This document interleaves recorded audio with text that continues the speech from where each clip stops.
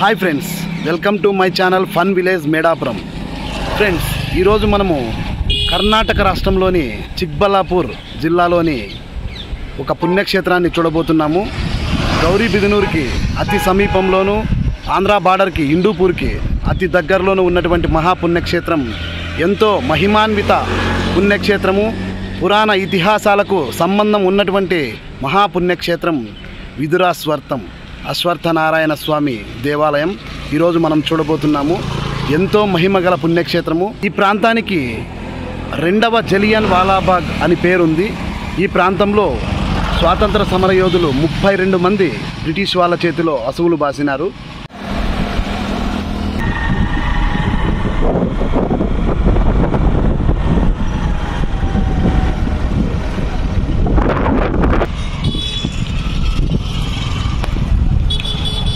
Friends చూడండి, విదురాశ్వర్తం గుడికి ఇదే ఎంట్రెన్స్. హిందూపూర్ వైపు నుంచి వస్తే కుడివైపు ఉంటుంది, అదే గౌరీబిదనూరు నుంచి వస్తే ఎడం వైపు ఉంటుంది. ఇదే చూడండి.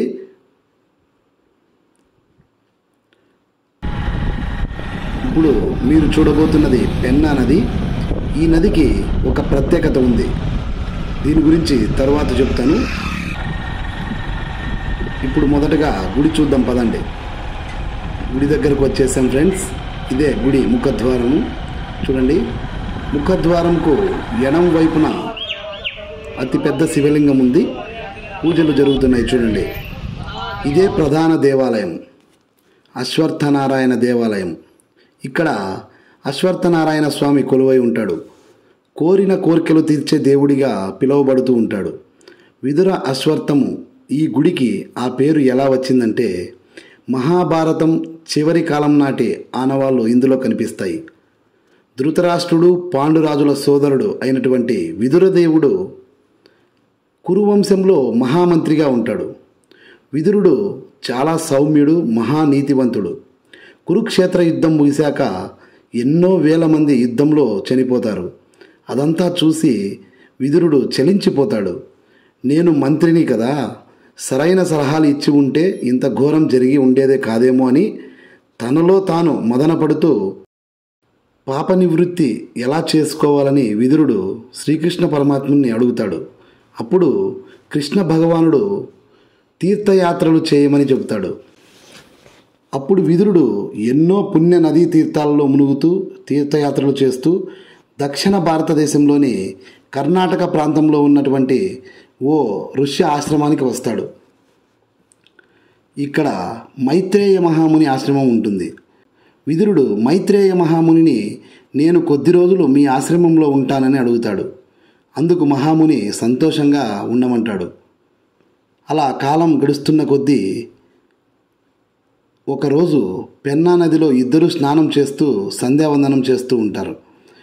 విదురుడు సూర్య భగవానునికి అర్ఘ్యం ఇవ్వడానికి చేతిలో నీళ్లు తీసుకోగానే తన చేతిలోకి ఒక రావి చెట్టు మొలక వస్తుంది. ఈ విషయం మైత్రేయ మహామునికి చెప్పగానే, నీకు పాప నివృత్తి అయ్యింది, ముక్తి కలిగింది, ఈ మొలకను ఇక్కడ స్థాపించు అని చెప్పగా విదురుడు అశ్వత్థ మొలకను ఇక్కడ స్థాపించాడు. అశ్వత్థం అనగా రావి చెట్టు. విదురుడు స్థాపించాడు గనుక ఈ క్షేత్రానికి విదుర అశ్వత్థం అని పేరు వచ్చింది. ఇక్కడ చూడండి, ఎన్నో వేల నాగశిలలు ఉంటాయి. చూశారు కదా. ఈ క్షేత్రం నాగ ప్రతిష్టకు పెట్టింది పేరు. సంతానం లేనివారు, నాగదోషం ఉన్నవారు ఇక్కడ నాగ ప్రతిష్ఠ చేస్తారు. ఈ శిలలు అన్నీ ఇలా స్థాపించినవే. నాగ ప్రతిష్ఠ చేసి తమ మొక్కులు తీర్చుకుంటారు. ప్రతి సంవత్సరం వచ్చి వారు ప్రతిష్ఠ చేసిన శిలకు పూజలు చేస్తూ ఉంటారు. ఇక్కడ చూడండి, విదురుడు స్థాపించిన అశ్వత్థ వృక్షం విరిగి పడిపోయింది. దాని స్థానంలో వేరే వృక్షం నాటారు. ఇక్కడ చూడండి, విదుర మహాదేవుడు స్వయాన తన చేతులతో నాటిన వృక్షం విరిగిన కొమ్మ ఇక్కడ ఉంది. చూడండి, ఇదే గుడికి ఎంట్రన్స్లోనే కుడివైపు ఉంటుంది.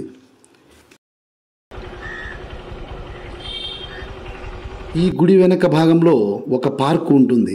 చాలామందికి తెలియని విషయం ఏమిటంటే, ఇది అందమైన పార్కు మాత్రమే అనుకుంటారు. కానీ ఎంతోమందికి తెలియని విషయం ఏమిటంటే ఇక్కడ స్వాతంత్ర సమరయోధులు ఎంతోమంది ప్రాణాలు వదిలారు.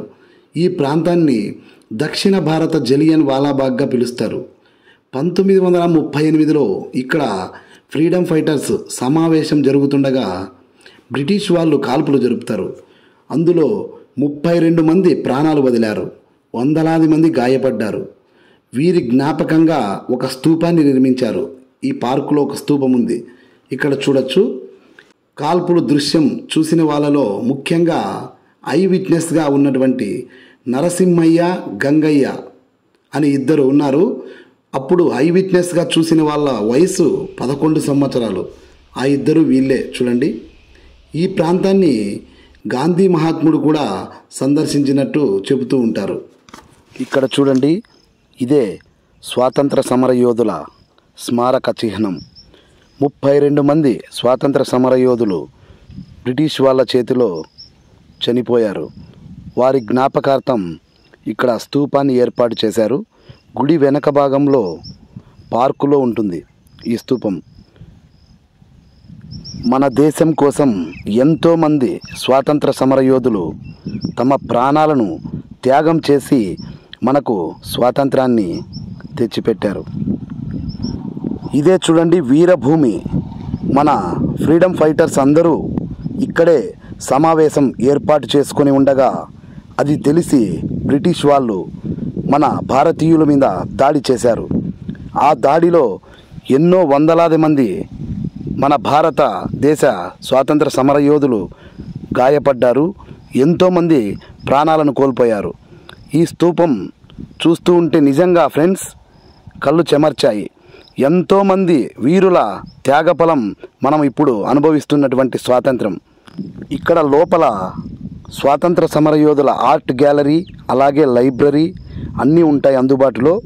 అవన్నీ పార్కులో చూడాలంటే టికెట్ వచ్చేసి 20 రూపాయలు తీసుకొని మొత్తం అంతా చూడొచ్చు ఫ్రెండ్స్. ఈ సైజ్ అయితే ఎంత ప్రతిష్టకి కాక? ఈ సైజ్ అయితే ఎంత? 23,000 స్వామి అంతా.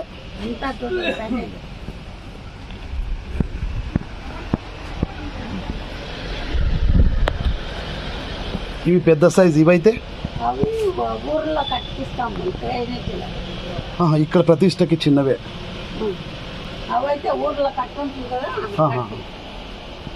ఇవైతే ఎంత పడతాయి? ఇక్కడ 55,000. ఆ సైజ్ అయితే 24,000 టోటల్ అంతా పూజ. మీ అంగడి పేరు? రాజేష్. Okay okay. చూడండి, గుడి ఎంటర్ అవ్వగానే కుడివైపు ఫస్ట్ షాపే ఉంటుంది, రాజేష్ షాపు. ఆ షాప్లో కూడా అందుబాటులో ఉన్నాయి విగ్రహాలు, ఇవి నాగశిలలు. ఈ ప్యాకేజ్ వచ్చేసి మొత్తం పూజ, పూజారి అన్నీ కలిపి, భోజనము, పూజ, పూజారి, రూమ్ బాడిగితో సహా. ఓన్లే రూమ్ బాడిగి, భోజనము, పూజ అన్నీ కలిపి 24,000. Okay okay okay. నా పేరు అశ్వర్త్ నారాయణ. ఫ్రెండ్స్ చూడండి, ఇదే నది. విదురదేవుడు స్నానం ఆచరించి విదురదేవుని చేతుల్లోకి రావి చెట్టు మొలక వచ్చిన ప్రాంతము. చూడండి ఎంత పెద్దగా ఉందో నది. ఈ ప్రాంతంలోనే మహాముని ఆశ్రమంలో విదురదేవుడు రోజు స్నానం ఆచరిస్తూ ఇక్కడ దొరికినటువంటి అశ్వత్థ వృక్షాన్ని, అదే రావి చెట్టు మొలకను ఆ క్షేత్రంలో నాటినారు. ఓకే ఫ్రెండ్స్, ఈ వీడియో మీకు నచ్చిందనే అనుకుంటున్నాను. నాకు తెలిసిన మేరకు సేకరించిన సమాచారం ప్రకారం ఆల్మోస్ట్ ఆల్ అంతా మీకు చూపించినాను ఈ క్షేత్రంలో. వీడియో కనుక నచ్చితే లైక్ చేయండి, షేర్ చేయండి, కామెంట్ చేయండి. దయచేసి నా ఛానల్ని సబ్స్క్రైబ్ చేయండి. Thank you.